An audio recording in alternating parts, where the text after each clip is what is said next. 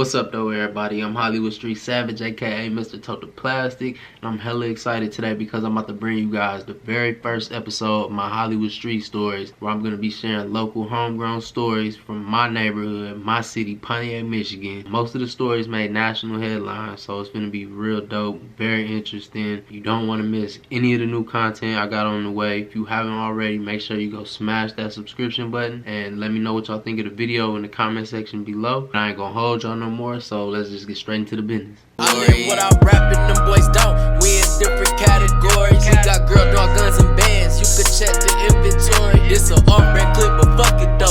31 rounds in the 40. Weekend street nigga at adobo season. I'm eating, what's up, buddy? On the run to an island that's the U.S. territory. Prison ain't scary at all, my baby. It's just really boring. Get money or get nothing. You know that shit mandatory. This my life, this what I live. These my Hollywood Street stories. On the morning of December 3rd, 2010, at an old General Motors industrial building in southwest Detroit that had been vacant for years, an arson investigator was following up on a case of arson involving a minivan that had been set on fire the night before when he made the gruesome discovery of a woman's severely burned body inside the back seat of the vehicle. What's even more shocking is how firefighters didn't notice the body around 8 p.m. the previous night when they responded to the abandoned site on Livernois near Fort Street to put out the flames that engulfed the minivan and the roof of the rundown building. It wasn't until that morning that the body was discovered in a darkened loading area by the arson investigator doing a routine follow-up, which prompted the call to homicide. A specially trained dog with the fire department detected the use of accelerants. There was no license plate on the minivan, but the vehicle identification number was still visible on the charred vehicle. With little evidence to go on, detectives hoped the VIN number would help them identify their victim and lead them to more clues. Over the next few days, the case would take an unexpected turn when a man contacted a Pontiac police officer sharing concerns that his nephew, Jordan Gonzalez, may be in trouble with police and members of a gang called Su 13. The uncle, wearing a wire that transmitted his conversation to police, received from Gonzalez items of evidence, including the victim's purse and a bloodied piece of carpet cut out from the basement of a Pontiac home. He would break the case wide open by revealing the chilling details of a horrific crime allegedly committed by his nephew just days ago. On December 2nd, 2010, Yeimi Moreno visited a house in Pontiac on 4th Avenue where Gonzalez had been living. It's alleged that sometime during the visit, Moreno answered her phone and went into the bathroom, at which point Gonzalez overheard her tell someone that the back door is open and that she had Gonzalez in the basement. After she came out of the bathroom, she began to perform oral sex on Gonzalez and put a knife up to his penis. Gonzalez panicked. Believing she was going to cut off his penis, he shot her multiple times in the back of the head. Moreno's body was then loaded into the minivan she had been driving.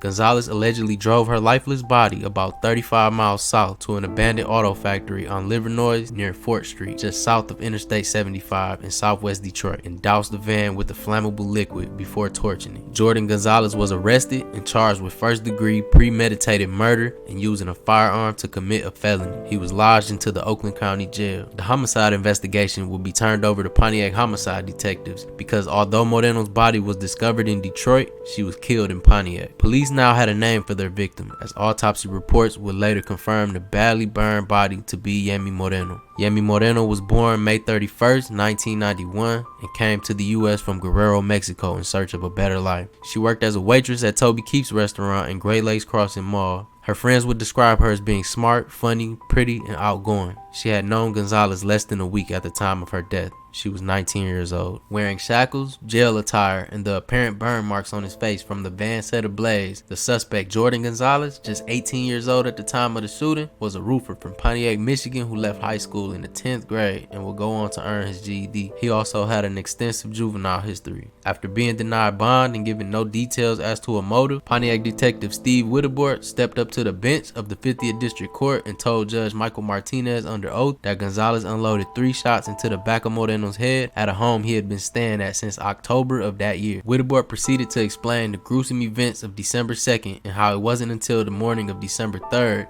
that investigators discovered her remains. An official with the Oakland County Pretrial Services testified to a lengthy list of medications Gonzalez was reported to have been on or have taken, that he was placed on suicide watch, and admitted to being hospitalized for hearing voices 2 weeks prior to the killing. Whittemore said the case was the most brutal he had ever seen and added that there is more to it than just a simple beef between gang members. It was such a heinous act, he said. A young man with the name Yeimi tattooed on his neck sat in the courtroom gallery staring at Gonzalez, sometimes clenching his fist. He was with a group of people believed to be members of Moreno's family. According to police, a common thread between Moreno and Gonzalez is their suspected membership in different factions of the Sur 13 street gang. Sur 13, also known as the Sureños, has different factions across the United States with roots back to California. A Sur 13 cell has also been the target of a joint gang task force involving agencies in Oakland County and the FBI. FBI spokeswoman Sandra Birchtold said Sur 13 is a Latino national group with documented presence in Pontiac. When trial came around, an Oakland Circuit courtroom was packed with supporters of the young woman that was killed. More details surrounding that tragic night would be exposed as alleged gang member Jordan Gonzalez described a dark lifestyle that left him constantly watching his back. "I regret being in a position to take a life. It wasn't malicious," Gonzalez said about the December shooting. "It was survival." On July 19, 2011, Jordan Gonzalez was sentenced to life in prison without parole after being convicted the previous month of first-degree premeditated murder. The defense argued that Gonzalez believed Moreno was setting him up to be killed by angry gang members and acted in self-defense.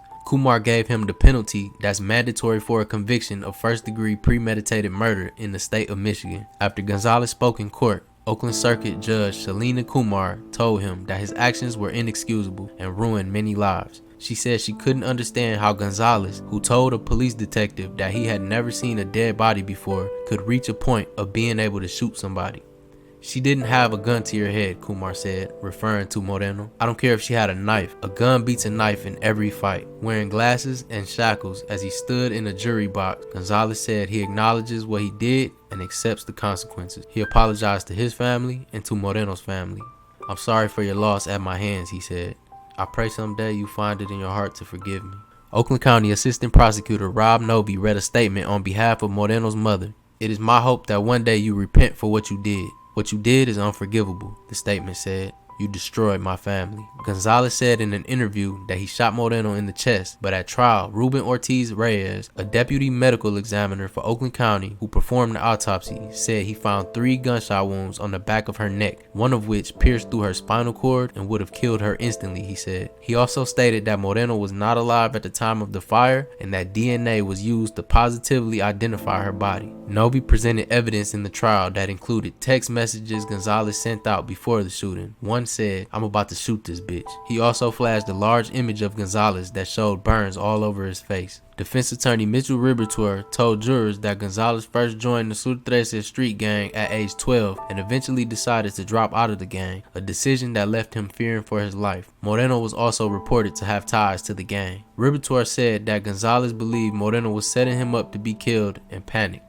Following the hearing, Gonzalez's family and Moreno's friends and family gathered on opposite ends of the hallway outside the courtroom. Some people cried. "She did not deserve that at all," said a friend of Moreno's who spoke with tears in her eyes. "She was the nicest person in the world."